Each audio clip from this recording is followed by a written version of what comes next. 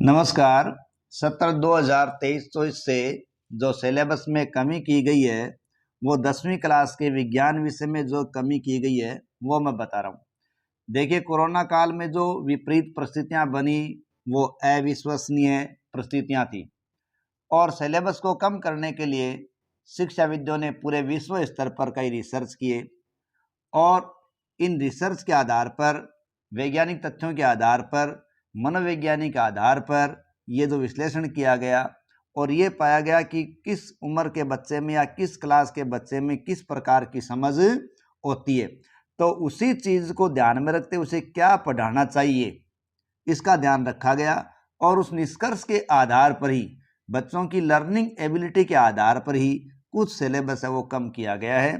तो 10वीं क्लास की विज्ञान के अंदर जो सिलेबस कम किया गया है उसके बाद जो चैप्टर बचे हैं, देखिए वो सामने आपको दिखाई दे रहे हैं। ठीक है, तो जो दिख रहे हैं वो वर्तमान में चैप्टर हैं। देखिए, ध्यान रखें, बीच में से कोई मतलब टॉपिक नहीं हटाया गया, बल्कि हटाया गया तो पूरा का पूरा लेसन ही हटाया गया है। तो अब जो लेसन आपके किताब के हैं वो ये रहे।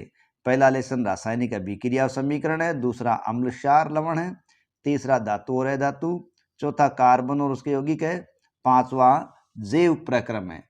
जबकि पहले पांचवें लेसन के रूप में तत्वों का आवर्ती वर्गीकरण था वो हटा दिया गया है। तो अब जैव प्रक्रम।